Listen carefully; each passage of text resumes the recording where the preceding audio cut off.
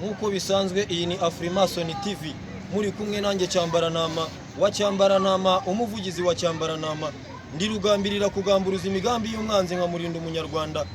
Uyu munsi rero nitwa Cyambaranama, ndasaba kurenganurwa ku karengane nakorewe na Kajuga Jerome, umuyobozi wa komisiyo y'u Rwanda ikorana na UNESCO ishami ry'umuco, afatanyije na Ndanga Patrice gitifu umurenge wa Kimihurura wahoze ayobora Ijari. Dore uko akarengane gateye. Njyewe niyo nshuti Anderson uzwi ku izina rya Cyambaranama, naguze ubutaka bungana na hegitari 1.5 ku nguzanyo ya banki y'umutango wa Finance Company Limited ya Nyabugogo, ishami rya Nyabugogo. Aho hantu nahaguze 2017 mubakamo inzu 5 za Kinyarwanda nka zira z'Inyanza zo mu Rukari. Bayobozi muyoboye uru Rwanda, Cyambaranama ni wa muntu wazungurukaga ku mihanda yambaye uruhu ateze amasunzu. Amafaranga nishyuraga banki nayakuraga muri filimi zivuga amateka y'umwami Ruganzu wa kabiri Ndori, umuhungu wa Ndahiro Cyamatare, umwuzukuru wa kabiri Gahima, umwuzukuruza wa Mibambwe Sekarongoro wa mbere Mutabazi Rugabisha Biringe, ubwo yabundutse avuye Karagwe kwa Nyabunyana aje gucungura ise Ndahiro Cyamatare wari umaze kwicwa na Nsibura Nyebungu umwami w'Ubunyabungu, yambuka uruzi rw'Akagera aca mu ishyamba ry'Akagera atungukira Igatsibero no y'Imingoma. Aho hantu mu nzoga za Rubingo mamaze imyaka 6 ku itariki 2 z'ukwa karindwi 2021 uyu mugabo Kajuga Jerome na gitifu umurenge wa Kimihurura bitwaje imbaraga bafite bahabwa na leta n'amategeko cyangwa akazi leta yabahaye, bifuza kugura aho hantu. Impamvu mvuze ko Kajuga Jerome afatanyije na gitifu nuko ku myanzuro gitifu yiyandikiye agasinyowe na polisi n'ingabo za gisirikare bambwiye ko bagiye gucunga umutekano w'umutungo wanje. Agenda nkumvikana n'uyu Kajuga ashakaga kugura ubutaka bwanjye ku ngufu nkamumwima. Noneho nyuma y'iminsi 8 ku myanzuro gitifu yasinye kagiye kuncungira umutungo, yaragarutse ansenyera inzu 3 za Kinyarwanda. Haciye amezi 2 yarongera aragaruka nanone ibiraro byari byarasigaye arabisenya. Uyu munsi ibikoresho twifashishaga muri ayo mafilimi y'umuco biri mu baturage, ihene, intama, amatungo yangaya magufi ya yose ari mu baturage. Ntabwo twibaza icyaha twaba twarakoreye leta y'u Rwanda gituma twebwe tutarenganurwa. Ikibazo cyanjye ukurikije urebye ibyangombwa mfite bigaragaza ko uwo mutungo ari uwanje n'inkunga nahawe na leta binyuze muri komisiyo y'u Rwanda ikorana na UNESCO zifungiye ku murenge wa Jari zihagaze miliyoni 7. Uyu mugabo yashatse kwisubiza kubera ko twamwimye ubutaka kandi twarabuhawe bimunyuzeho nk'umuyobozi wari ushinzwe guha rubanda nyamwinshi cyangwa gufasha urubyiruko rwihangiye imirimo mu bintu bigendanye n'umuco. Tumwimye ubutaka yifuza kutunyaga za nkunga. Nkaba nifuza ko leta yakurikirana izi nyandiko dufite tukabasha kurenganurwa, kuko ntabwo tuzi kugira ngo ikibazo kive ku rwego rw'isibo kigere ku kagari, kigere ku murenge, kigere ku karere ka Gasabo, kigere ku mujyi wa Kigali. Mu nteko nshinga amategeko barabizi, Minisiteri y'Urubyiruko n'Umuco barabizi, bamuri icyo uriya mugabo ni intore arabizi nabo. Nubwo uyu munsi atakiri mu kazi ariko ejo azagaruka mu kazi. Ndahamya ko abizi mumubajije ngo uyu muhungu Cyambaranama muramuzi, yandungurikiye mu idirishya ambwira ko bazamfasha.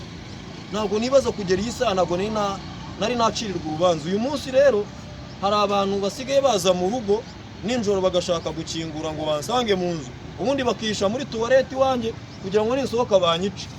Ejo bundi impamvu ndi kuvuga bino bintu, nasanze imbeba iziritse umugozi mu izosi imanitse ku rugi. Ibivuze ngo iyo mbeba wasanga ari njyewe uzashyirwa mu mugozi.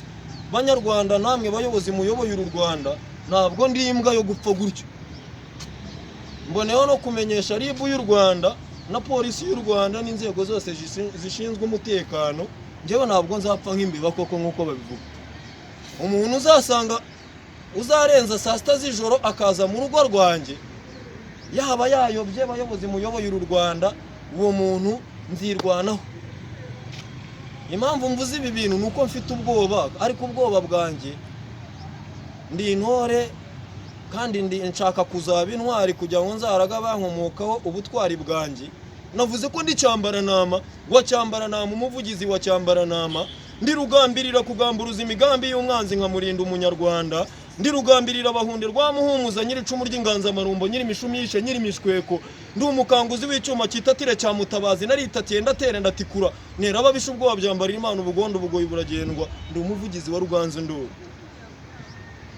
njyewe cyambara nama nizera Ruganzu Ndori nk'uko abakristo bizera Yesu Kristo w'i Nazareti Ruganzu hari mu isanzure Imana imuha umugisha ribu y'u Rwanda na polisi y'u Rwanda babyumve kubera ko mfite ubwoba ko nshobora gupfa nishwe mu buryo butunguranye aba bagabo nago bakina nanjye rero ahondi nago ngomba gukinisha umwanzi uzanyataka umuntu uzanera mu rugo iwanjye bayobozi muyoboye u Rwanda nzirwanaho nk'umunyarwanda ikizaba ubwo nzashyira amategeko mu biganza byanjye nahereye ku isibo ndazamuka ngera ku rwego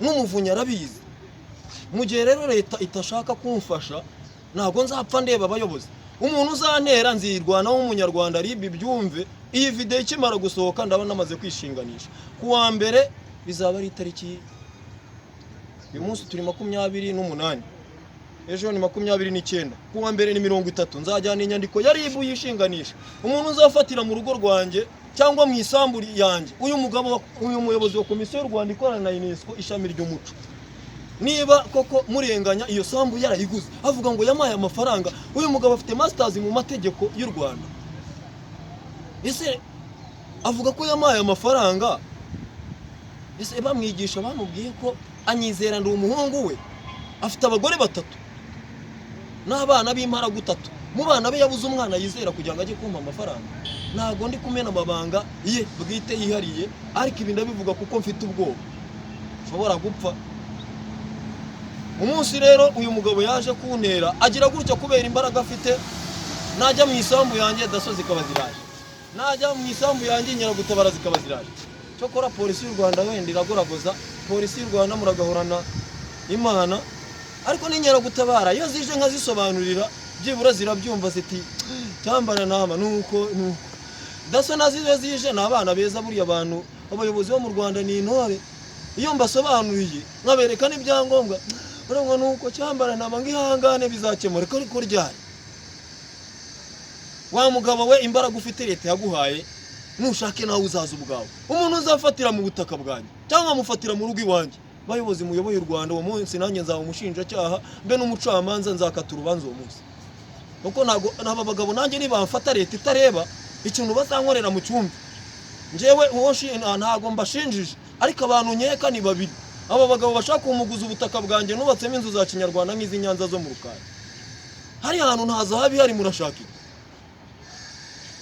nyakubahwa Perezida wa Repubulika y'u Rwanda saa 5 n'igice iyo nciye hariya peage imodoka yawe kanci iruhande sigara nihumuriza umuhumuro w'amapine yawe ndamya ko umunsi ntazi umunsi Perezida wa Repubulika abonye iyi video ya cyambara nama nzi ko hari igihe azantabara abaza babaga ubu nabaza meya akamubaza ngo meya uyu muhungu uramuzi cyambara nama kubera iki mudakemura ikibazo uzatangira ngo nyine ngo cyambara nama ngo turamuzi nyine muranzi haraburi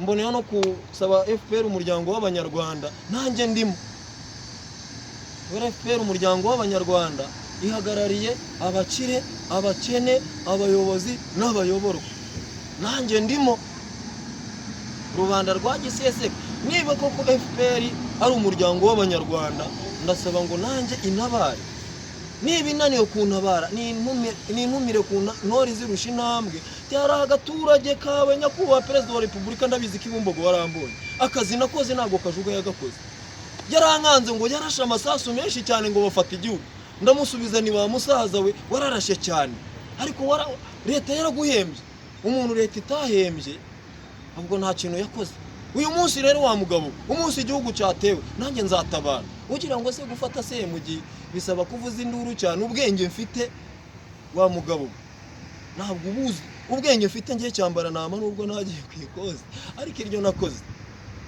ntugakanga umuntu ngo wararashe waramaze uzi urugamba uzi intambara narwana urayizi ntuzongere gukangisha imbwa inyama twashize ubwoba ku kilometero cya 59 uzi akazi kabayeho wa mugabo njyewe naraye munyo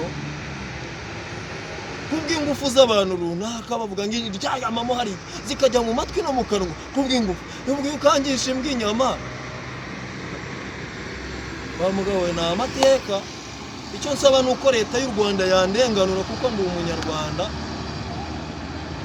ukwiriye kuba mu Rwanda rwe, akaryama mu mutungo we, akarya umutungo yavunikiye. Imana y'u Rwanda ibane namwe, muragahorana amata ku ruhimbi. Nyakubahwa Perezida wa Repubulika y'u Rwanda na FPR umuryango w'Abanyarwanda, inyandiko mfite z'ubugure n'inyandiko nahereweho inkunga, uyu mugabo yansabye ngo ashyireho ikirangantego cye cya Mountain Sport Club Bisumizi. Mu Rwanda hari abacamanza, hari abavoka, hari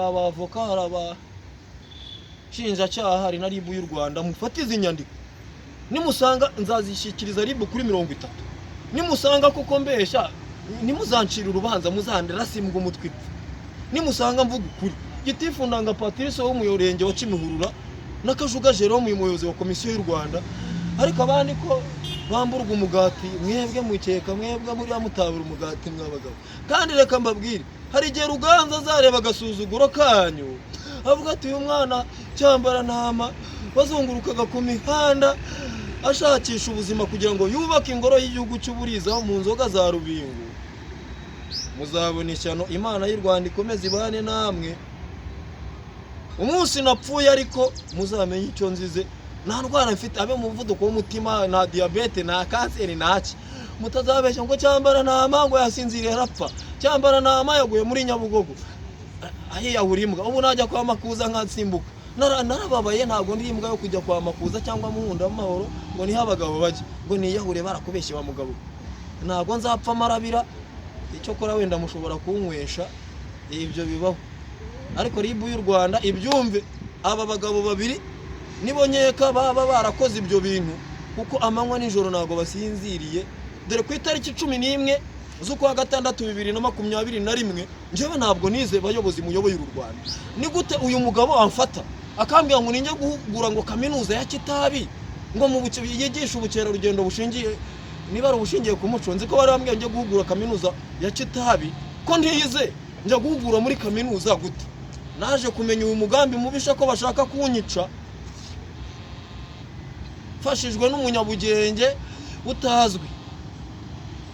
Arambwira ati cyambara ntama muhungu wa Ruganzu, nuramuka ugiye Kitabi uzapfa. Ikimenyimenyi, hari umugabo waje ahangaha ngo wigishijwe na Padiri Loriye uba mu Bufaransa, yaraje gushinga ishuri rya Mpinga Gasani ahijari azanye na Kajuga Jerome. Narambwira ati uwo mugabo bagira ngo barebe isura yawe, nibajya kwica bica umuntu bazi. Iti kimenyimenyi, niwanga kujya guhugura muri kaminuza ya Kitabi, urwo rugendo ruzapfa. Urwo rugendo rwari rube kuri 11 z'ukwa gatandatu 2021. Niba ibyo mvuga ari mbeshya, ngaho mukurikirana amakuru mubaze komisiyo y'u Rwanda ko urwo rugendo rutari ruhari. Niba na ministeri ruzi nabyo nzi, ariko mubaje kaminuza ya Kitabi abayobozi bayo bazi ko urwo rugendo rwari ruhari. Ntabwo nize njya guhugura muri kaminuza mfite amashuri nk'aya Yesu, uretse ko nzi gusoma da, ariko njya mvuga ngo ntabwo ndi injiji, ahubwo ndi injijuke itazi Igifaransa n'Icyongereza. Utaha muzamakazi bayobozi muyoboye u Rwanda, ibibazo byanyu mara gukemuka, nanjye nzayobora urubyiruko n'umuco muragahorana Imana.